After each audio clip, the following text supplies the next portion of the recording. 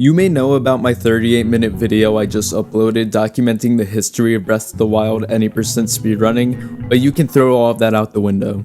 Since I wrote the script for that video, Breath of the Wild has entered its newest and most exciting era. Splits are being shaved down to near perfection, unbelievable skips are finding quicker setups, records are being thrown, and our reigning champion has been dethroned. In this video, I'm going to highlight the achievements of the any % community since the conclusion of my last video and evaluate what's possible without a new glitch. Speaking of new things, this era begins with the shiny new Windblight skip setup. For 3.5 years, the Blight battles have remained largely the same. The hallmark of this split is the miraculous setup which allows runners to entirely skip the Windblight battle by dealing damage during a cutscene. In March of 2023, top runner Koroks began setting up Windblight skips a little bit differently. The original setup was consistent enough that nobody questioned it for years, but now that top splits were getting tighter, it was evident a quicker setup can make a big difference in a run. Koroks ended up using this setup in his runs, which was later analyzed and explained in this video by TrevorSR, and saved roughly 3 seconds over the original setup.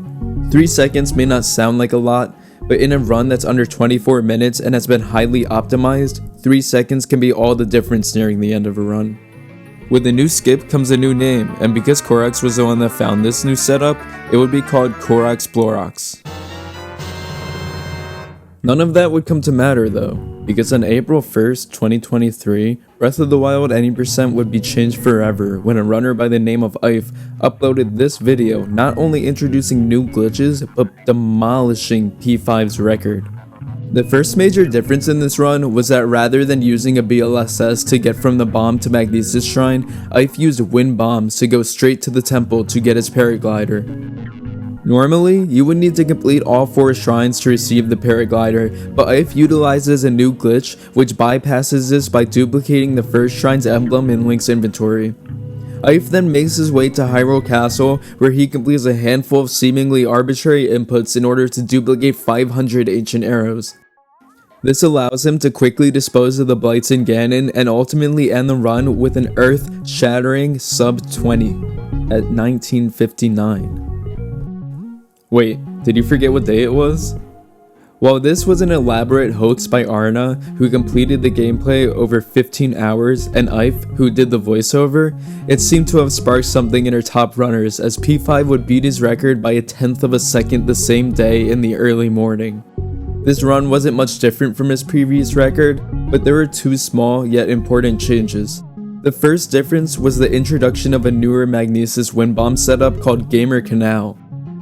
In the past, runners have been using the normal canal, which was the wind bomb setup to get to the pillar next to the monk. It was discovered that with the risk of fall damage, you can get a much quicker Magnesis split by landing directly in front of the monk, and potentially even avoid the ragdoll animation, known as a ragdoll cancel. While this strategy can save around 4 seconds, it comes with the risk of killing Link and ending the run, which is never an ideal trade-off when you're already more than 6 minutes into a run. Another time save P5 implemented in his run was a Water Blight 1 cycle strat, which saves roughly 3 seconds in the Water Blight battle. And it was a good thing P5 decided to go for the 1 cycle for the first time in a record pace run, because he ended up beating his previous record by 1/10 of a second. With yet another record under P5's belt, the scene needed something new and fresh. 12 hours later, a third run would come in on April 1st, this time from none other than Koroks. Although Koroks went for normal canal in his run, he got a ragdoll cancel for a quick Magnesis. Unfortunately, Koroks lost roughly 10 seconds by messing up a shield clip into Cryonis, and ended up hitting the paraglider split 12 seconds over his PB going into the castle. Undeterred, Koroks went on to shave 10 seconds off his castle split and wasted no time going straight for KoroksBloroks to skip Windblight Ganon. Koroks didn't go for the 1 cycle Water Blight like P5, but he was able to hit every headshot, making for a quick finish. He ended up 2/10 of a second ahead of PB going into Calamity, and impressively continued to nail headshots as well as receive an instant laser, bringing him to Dark Beast Ganon 8 seconds ahead of PB. 2 minutes later, and Koroks achieved his first sub-24 at 23:56. While Koroks wasn't able to achieve a record pace, this run was especially notable as it was the first non-P5 sub-24 ever. Any% was getting increasingly competitive, and P5 now had a runner breathing down his neck again. Not to mention, we were only 1 month away from the release of Tears of the Kingdom, when these runners would inevitably put Breath of the Wild on pause in favor of the new Zelda game. It was a mad dash for the finish line between two old rivals. Before we move forward, I have something to admit. Remember at the end of my previous upload when I briefly mentioned the rise of a new runner by the name of TrevorSR, and how I said P5 and Korax were the only sub 24 minute runners? Well, Trevor had other things in mind while I was editing away. Trevor's first submitted run came in at 31 minutes on May 21st, 2022.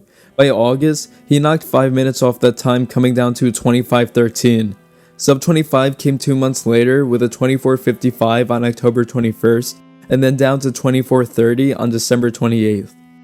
Trevor was making very fast progressions and proving to be one of the best active runners. With over 1,000 hours put into the game, it was only a matter of time before Trevor would join the elite. And a week later, on January 6, 2023, Trevor would get a 24:30 again. Trevor moved forward, and on January 23rd, he got a 24:30 again. Surely, tying a PB twice is a much more uncommon occurrence than what P5 did with his 24:10s, but Trevor, being the gamer he is, would not stop there. 5 days later, Trevor would run yet another 24:30. And then, in order to produce one of the most awe-inspiring feats of the Any% community, 2 days later, he did it a 5th time. To his credit, at the end of writing this, only 5 runners have ever run a time below 24:30. To get it 5 times within a month is not only an impressive coincidence, but proof of Trevor's prowess. Before I continue with Trevor's story, I would be remiss if I didn't acknowledge P5's run on April 9th, which finished at 23:50, and was in fact yet another record. For your sake, I'll skip the run summary in favor of this YouTube comment, which sums up the run well enough. And with that, we move forward to April 23rd, when Trevor was on the run of his career. Let's take a look. On the Great Plateau, Trevor ends a nice bomb split with a ragdoll cancel before moving on to Magnesis, where he saves time with a Gamer Canal wind bomb. He continues with a Stasis wind bomb, which lands Link right in front of the monk and shaves another second off of his run. Moving forward, not much differs from P5's run. Trevor uses Korax Blorax to take out Windblight Ganon and gets the 1 cycle Water Blight. With few mistakes and these newer time saves implemented, Trevor was able to end the run at 23:59, becoming only the 3rd runner to achieve a sub 24. And now we're just about caught up. 3 days later, my video documenting the history of the category was released. And a fun day that was for the Any% community. The funny part about speedrunning videos is that there always seems to be major accomplishments taking place right after they release. Call it beginner's luck, but my first video had 3 accomplishments following its release.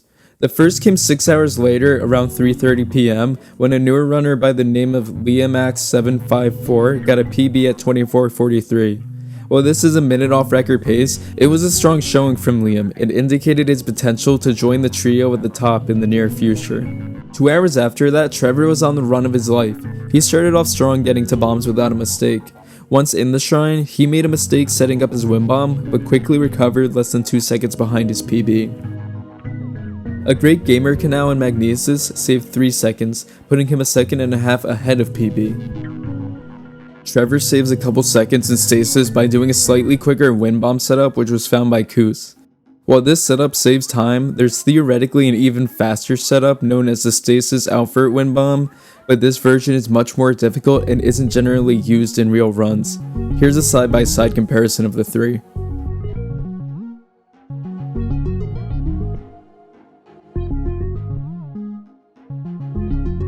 What came next though was the real accomplishment. Leaving Stasis, he would achieve a nearly flawless Cryonis split. A great Stasis launch from the boulder, quick BLSS movement, first try Cryonis clip into the shrine, and a wind bomb to the top, all together saved about 13 seconds and gave him a gold Cryonis split. Trevor goes on to have a good castle split, losing only a few seconds, but leaving him 13 seconds ahead going into the Blight battles. A Korax Blorax would take out Windblight, and he would quickly move to the 1 cycle Water Blight. And then, disaster struck.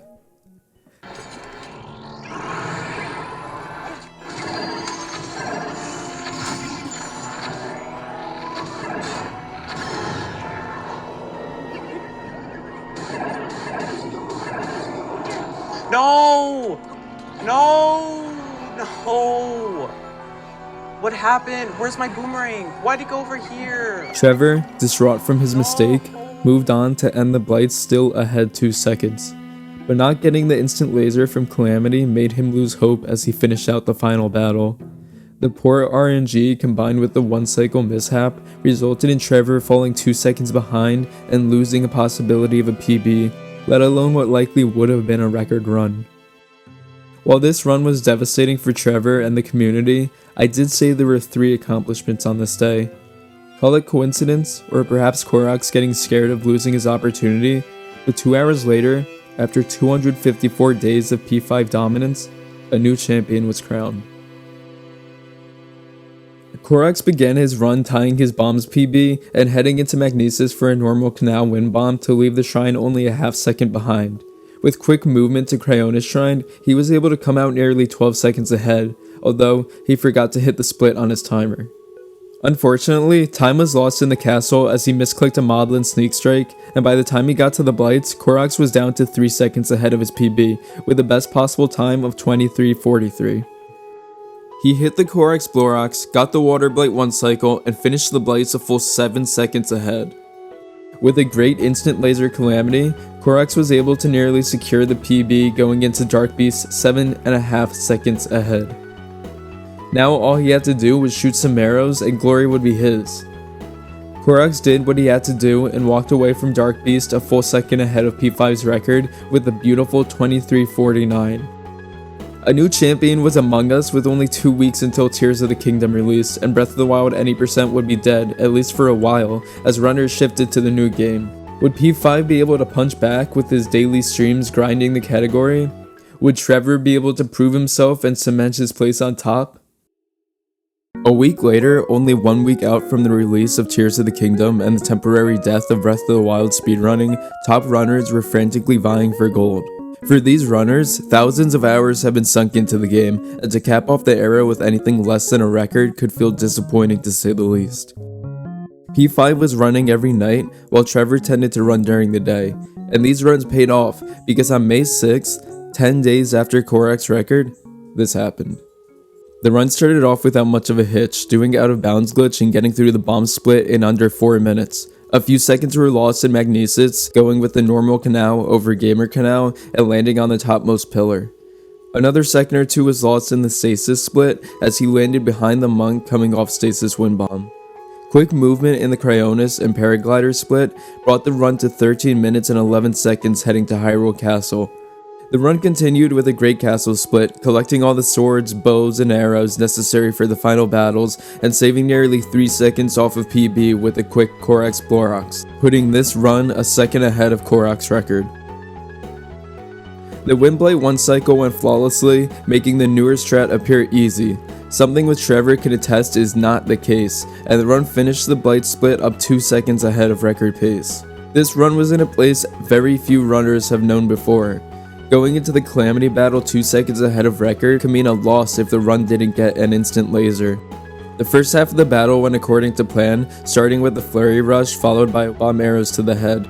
While shooting the bomb arrows, runners will pick up a Royal Claymore, but something was different about this one. It was picked up with the attack up boost, increasing the weapon's damage output.